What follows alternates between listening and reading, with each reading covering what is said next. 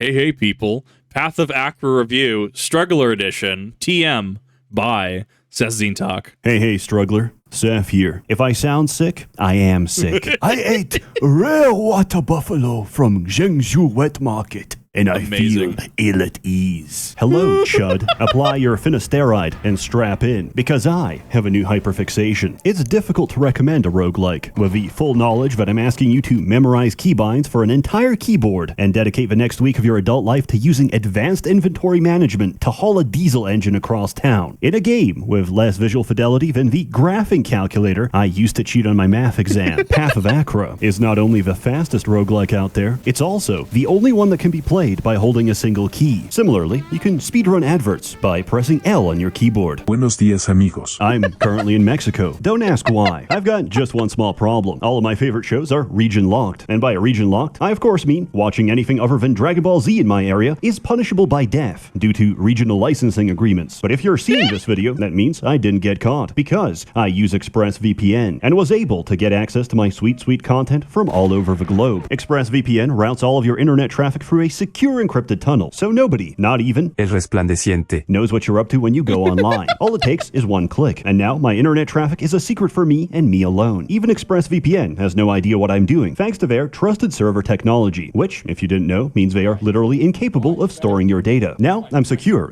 Hold on, I've got another problem. Every website is defaulting to this strange alien language I've never seen before. I brought it to the local university, and after an hour of debate between the world's most premier anthropologists, they've identified it as Spanish. It would take a lifetime of study to decide which of these myriad incomprehensible buttons are hiding the language options. A lifetime that I cannot spare. Thankfully, ExpressVPN allows you to easily spoof your location to one of over 100 countries. Just pick your location, click connect, and you're done.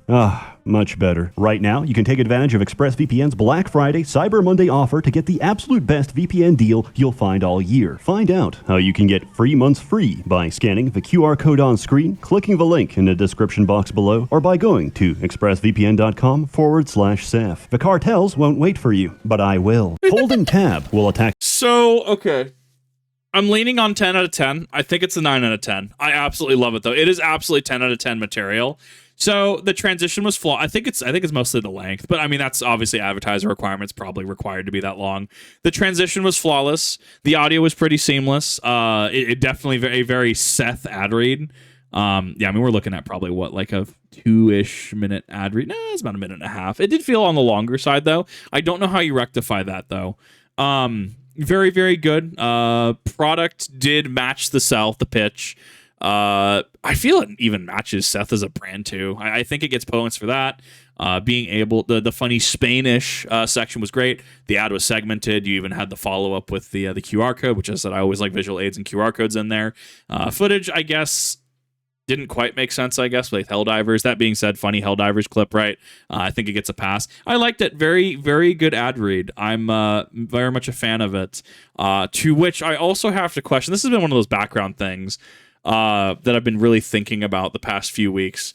VPNs seem to avoid a lot of regulation, and that's the part that kind of confuses. Like I know VPNs aren't like, if somebody needs to track down your crypto wallets, whatever, like they can and will piece things out. It may take them a while, but they can and will piece things out from VPNs. Not necessarily a diss on the product, not necessarily don't get a VPN right. But I'm very curious as to why, when we have things like in my home state of Yeehaw, Idaho, why we don't have a thing when certain like internet things are getting restricted and people just go, yeah, I'll just use the VPN. There's strangely no wording of VPNs in preventative measures or that regulation. Just something that I've been really thinking about. It's like information, I don't know what to do with it. It's here, I see it, I don't know what to do with it, right? Like when you just have like an octopus on a plate, like how do I eat this? Like do I eat the tentacle first? Do I eat the head first? Do I just like we have a moment where we just look at each other? How do I eat this octopus?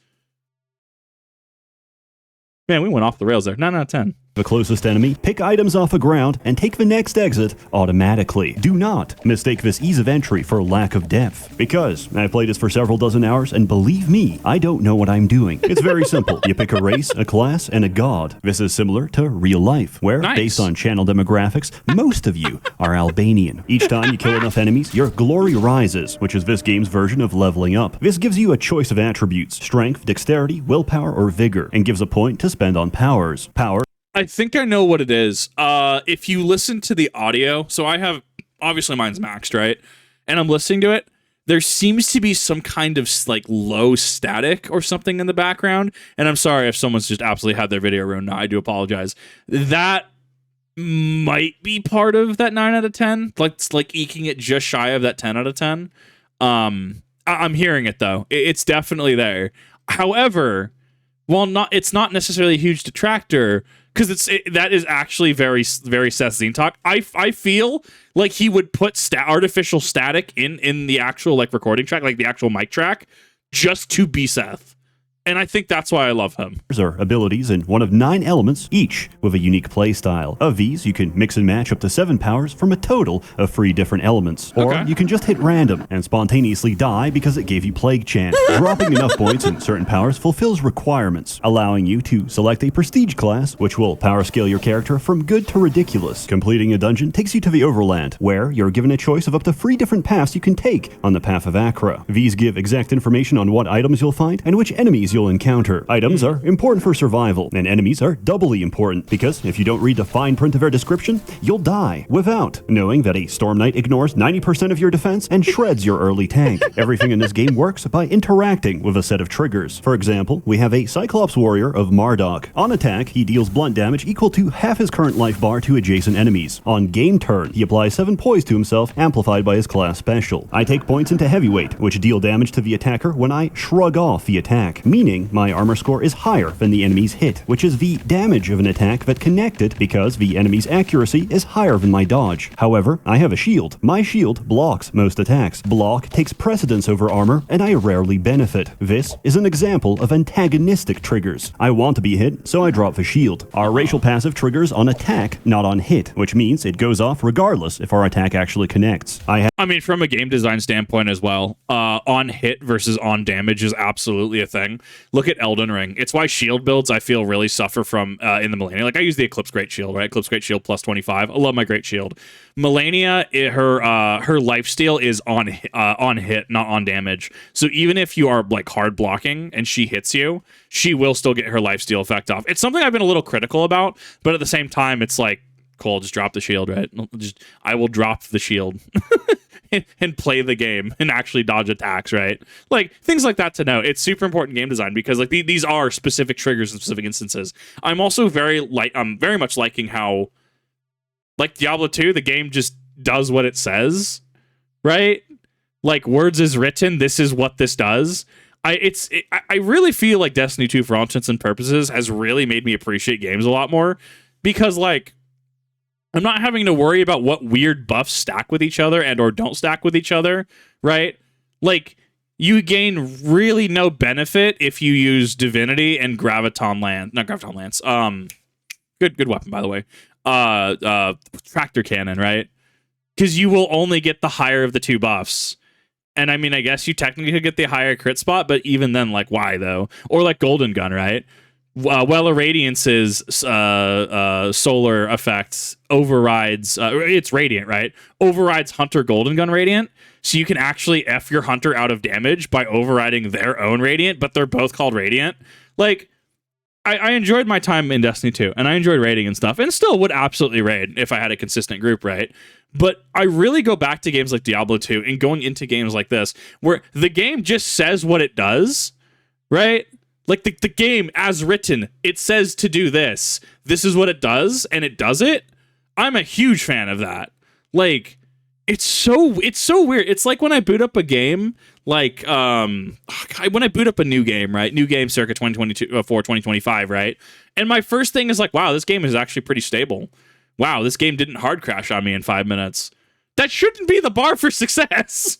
have no natural healing, which doesn't matter because we take vigor each time glory rises, which you can automate in the bottom right. The higher my health pool, the more damage I do. So I hold tab and become catatonic for the next few minutes. Then I pump 10 points into heavyweight, which lets me take the Gallus prestige class, which deals blunt damage in a 4-tile radius each turn, and every time I shrug off an attack equivalent to my encumbrance, which is massive by the way, resulting in me being an incredibly slow fat fuck who relies on enemies killing themselves by attacking my gigantic armor score. This is my 600-pound life, or as some might say, the ideal female form. Our god of choice, Marduk, transforms helmets we pick up to become even heavier, so we do even more damage. On the way, I managed to pick up a Maruna Sash, which makes us attack adjacent enemies on step, meaning our racial passive now triggers from simply walking up to enemies. We take the heaviest armor with the highest inflexibility, because we also found the Inu Greatsword, which, on attack per point of inflexibility, deals ice damage in a path based on encumbrance, which means every attack I do now sprays out 5 volleys of ice. Inflexibility divides speed and willpower damage bonuses, but we're incredibly obese and retarded,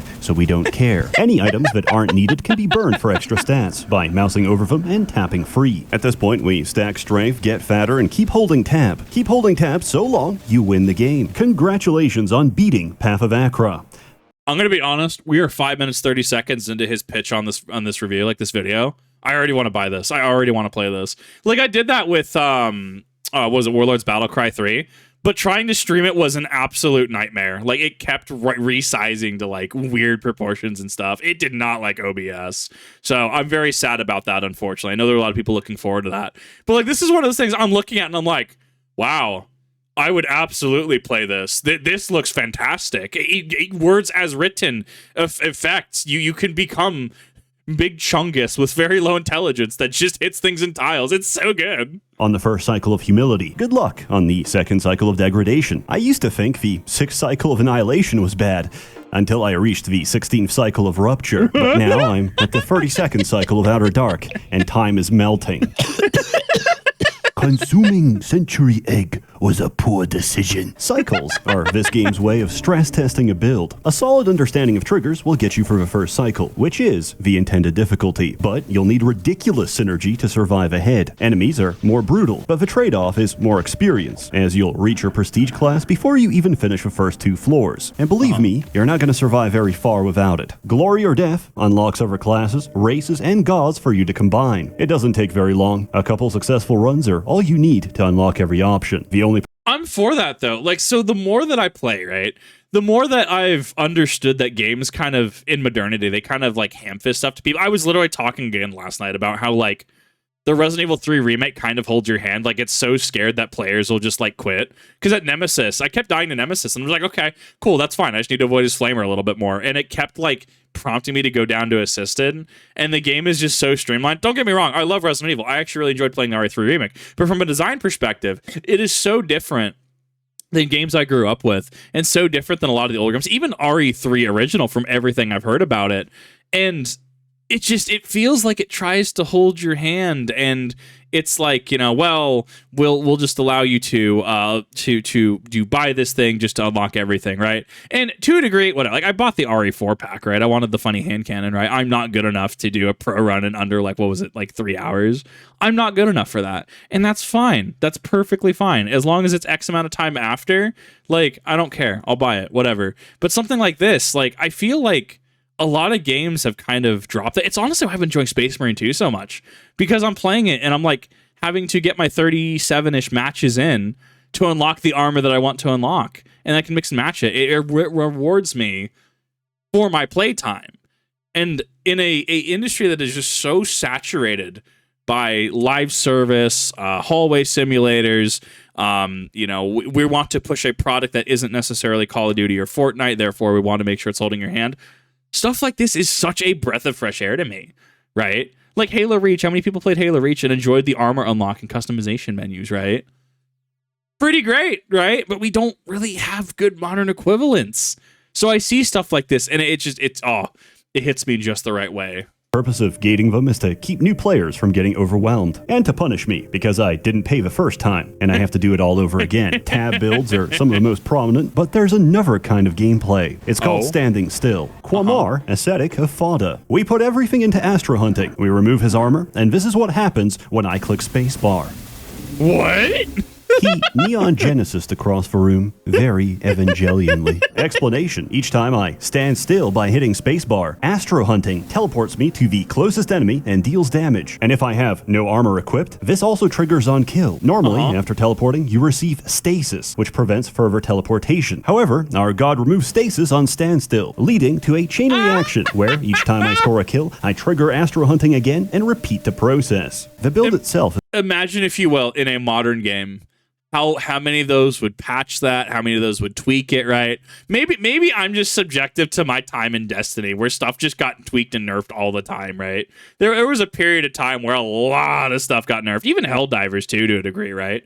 Yes, they did fix a lot, but like, man, they released the Flamer pack, and then they nerfed the Flamer, and they were all about realism, and I'm just like, man, I'm good.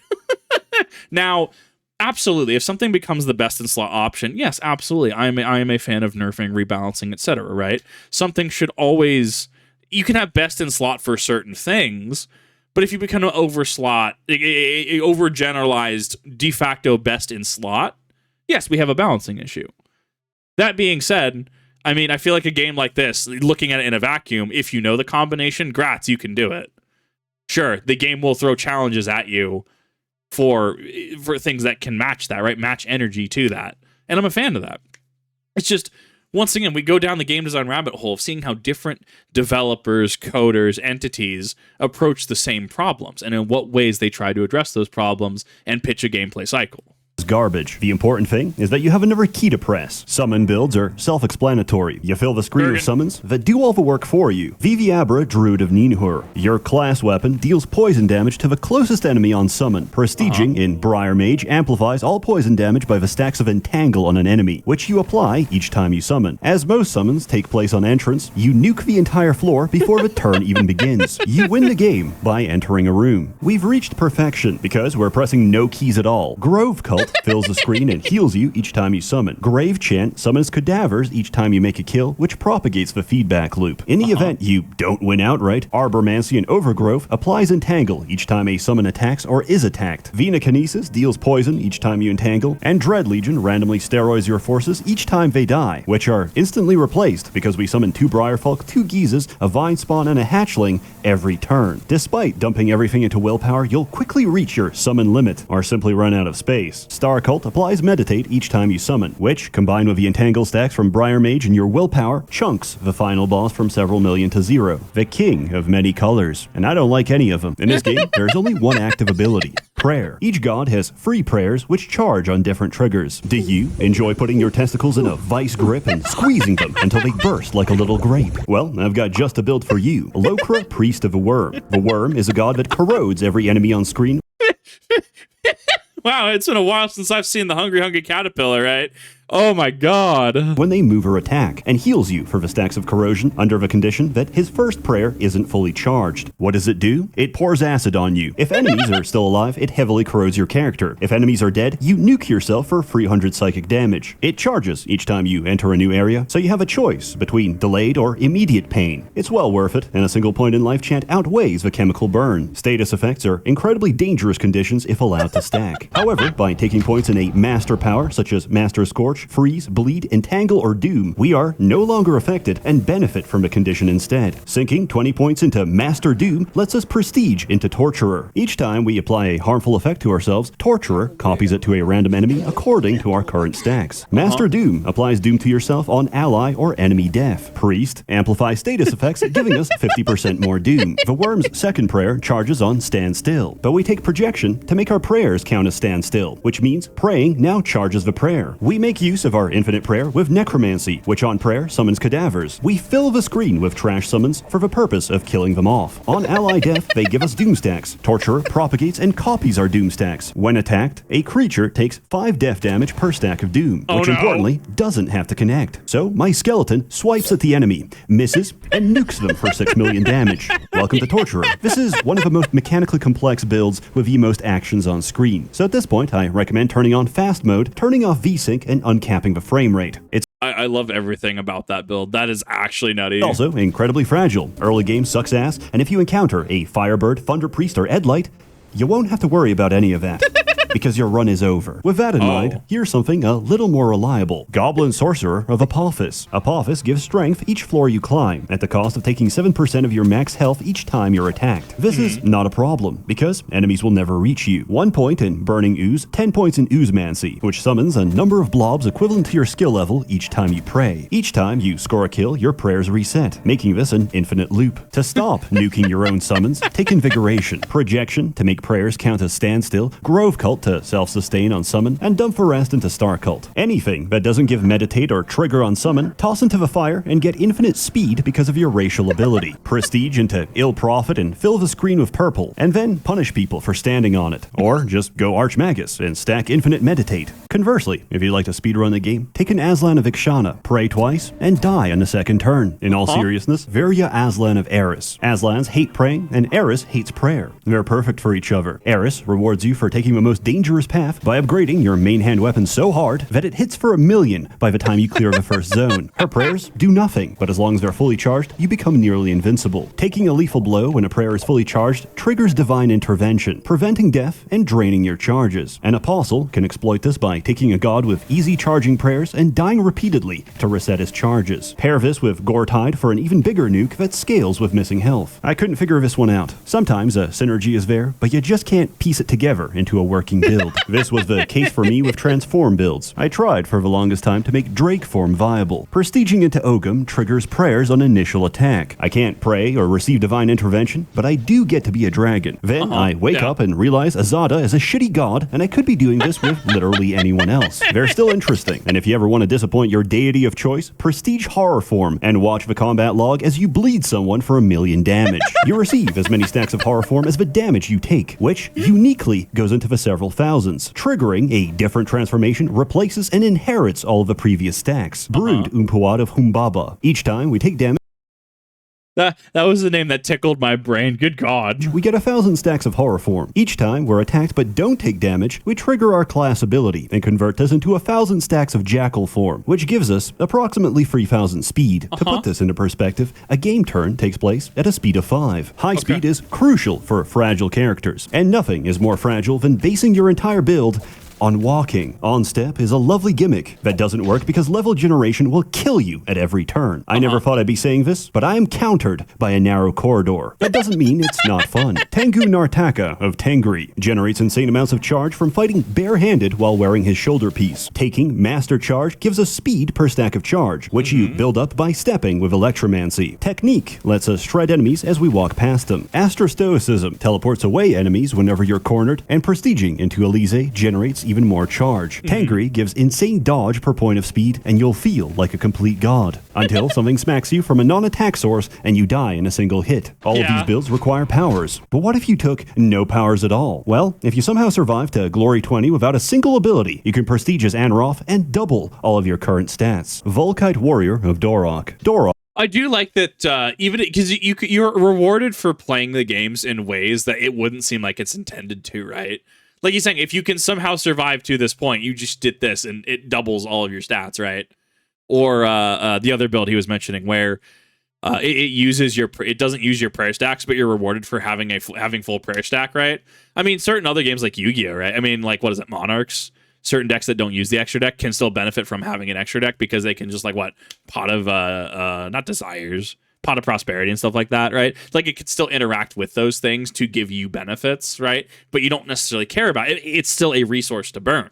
I'm a huge fan of that. Luck gives us poise each time we're attacked, amplified by our class passive. Volkite supplements our damage by burning nearby enemies based on the weight of our equipment. As long as we don't move, our poise stacks will tank us to Glory 20. Even after prestiging, we take no powers, because the Anroth perk is even stronger. If we have no powers, each time our glory rises, we heal to full and upgrade our main and offhand weapon with an extra 100 hidden block. Amazing. This doesn't sound significant on its own, but bear with me. We pump nothing but strength, which after doubling by Anroth goes into the triple digits. Each point of strength increases our block by 10%. This is applied to the base value, which is continually increased by Anroth. This leads us to having a shield with more than 1,000% extra block. In the absence of powers, this entire build hinges on finding a single item, the Arja Spear, which, on attack, deals ice damage in a path to the target equal to our block. Since this number is about 300,000, we annihilate every cycle in the game, or we fail to find it because of poor RNG and this build falls apart. Success in the higher cycles is less about skill and more of a dice roll if I actually get the items I need. In summary, there's a lot of builds out there, from berserkers that benefit from fighting completely nude to hemogoblin summoners that win by self-harm. It's impossible to cover them all, which is what makes it so fun. Everyone finds something different. I cheesed through with a dodge stacking mesmer and theory crafted endlessly until a friend saw the game and found a better build than anything I ever made in under an hour. This game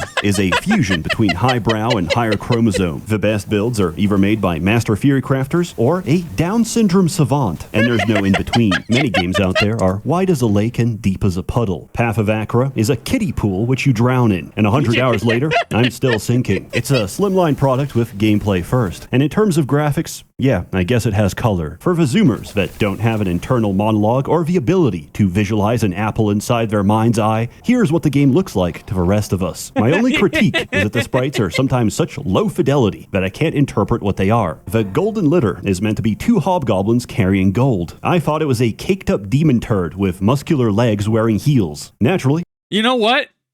I can see it though. I can get behind this explanation. I do respect that.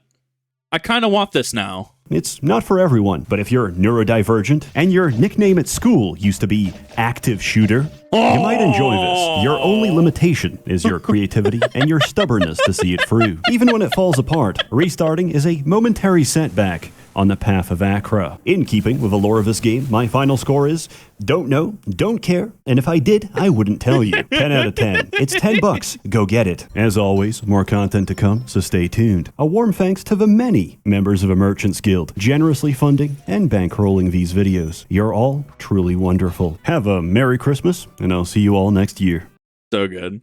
Man, I love whenever Seth puts out a video. Obviously, I want to make sure that I'm, taking a couple days, right? Usually, generally 4 days before any new video comes out to upload it, because I view it more as a, look, if someone's okay with reactions, absolutely, then they're always more than welcome to say you're not being transformative enough, you're not really doing a whole heck of a lot, or hey, I just want you reacting to my stuff, right? And then I'll even help signal boost that just to make sure that, someone's wishes are respected. But I he's sold me on this game. I will be buying this game. That is $10 I will gladly spend, okay? If I'm looking at, buying a winged hive tyrant for $50 because it's on sale at a local store, I will definitely pick this up for $10. Like, this was a I see what you're doing. I will buy this. Thank you, everyone, for watching. This was honestly fantastic. I absolutely loved it. Another Seth video just being an absolute banger. In the description down below, I have left the original video as well as his original channel. So if you haven't ran across the SsethTzeentach before, well, hey, it's as easy as possible for you. I've made it pretty easy for you to find his channel and to support his stuff. So thank you all for watching. See you in the next one.